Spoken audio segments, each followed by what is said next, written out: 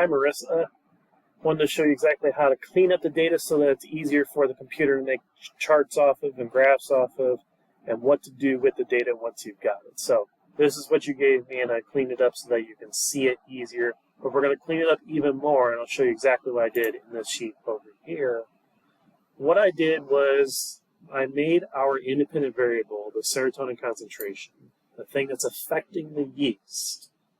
I wanted to go ahead and make it the first column no matter what, even if we have a condition with SSRI and without SSRI. One column will have with SSRI and one column will have without SSRI, and I put in the data right there. I did make it from 0 to 100 rather than 100 to 0. I think that's how we have it. Yeah, 0 to 100. Good. Now I can highlight this data and go to Insert, Chart. And what this will do is it will automatically spit out some kind of chart that may or may not be worthwhile for us in this activity. What I think will be best, because we don't want to push our conclusion on them too quickly, is I think we should make a data table, or a data scatter plot with all the pieces of data separately like this.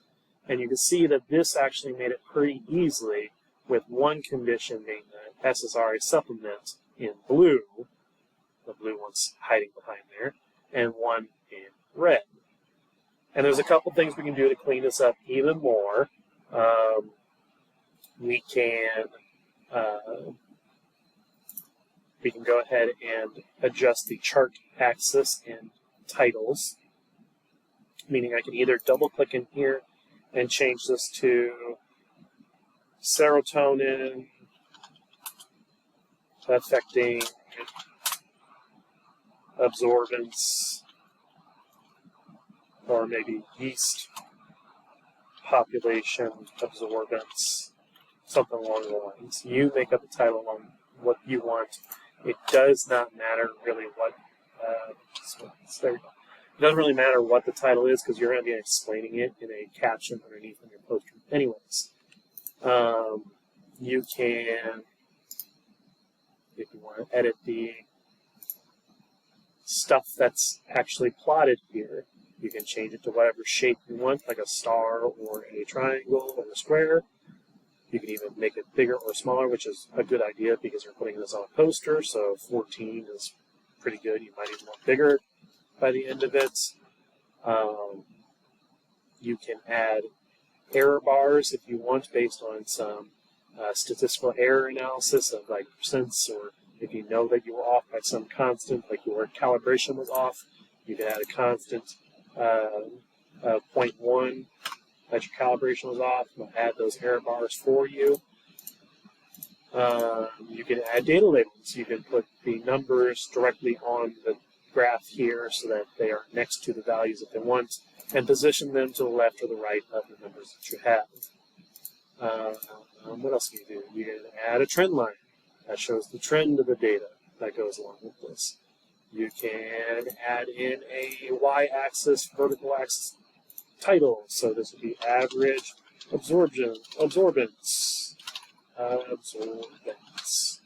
And you need to put units in with it.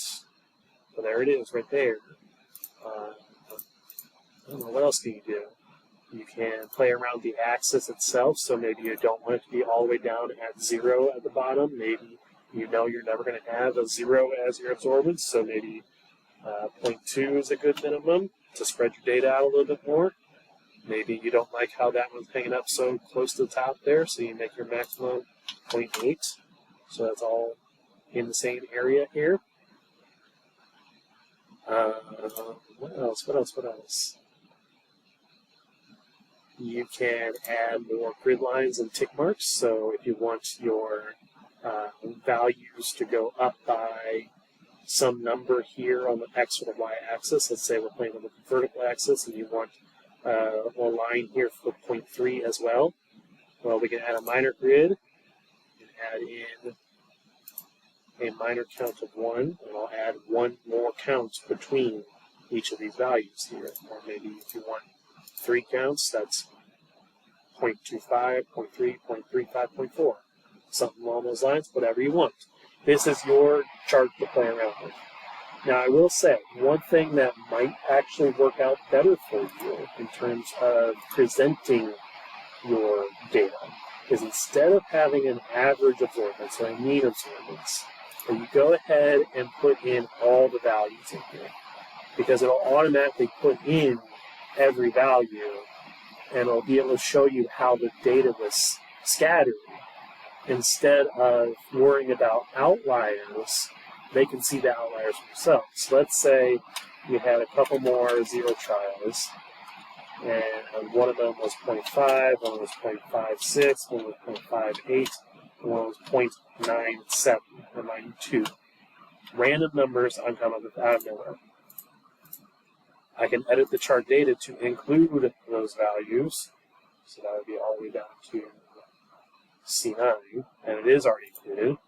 And you can see over here I have a bunch of blue marks here, because they're all in this category of with SSRI supplement.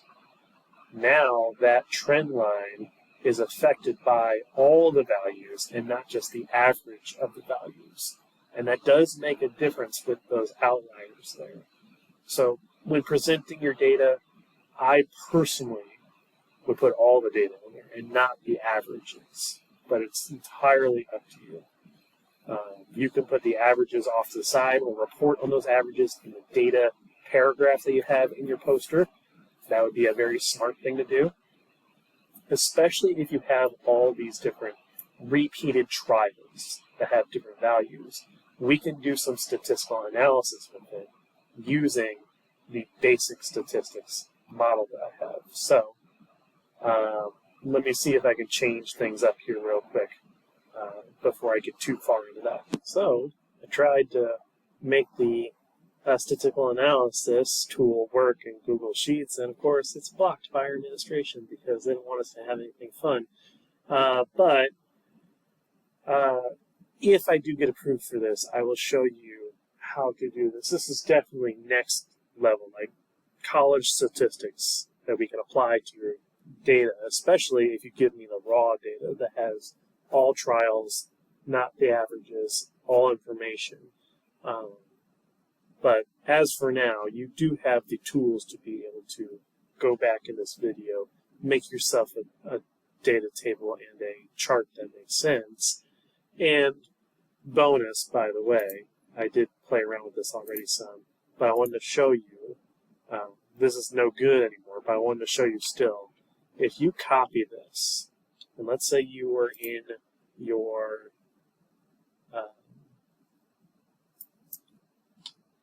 slideshow for your poster. If you paste it, it'll ask you if you want to link it to spreadsheet or paste unlinked. Hit link to spreadsheet and paste it there, because now any changes I do to my raw data over here, and even the chart itself, like let's say I change the background color to yellow, how awful is that? But I'll go back to my poster and I'll hit update, and it will update it to be yellow too, and it will update the data as I put in more data. It's fantastic that way. That way you can change all the settings in the Google Sheet for this one particular thing, and one particular thing only. Good luck making your own sheet. I showed you how. Best of luck putting together your own charts and putting it into your poster.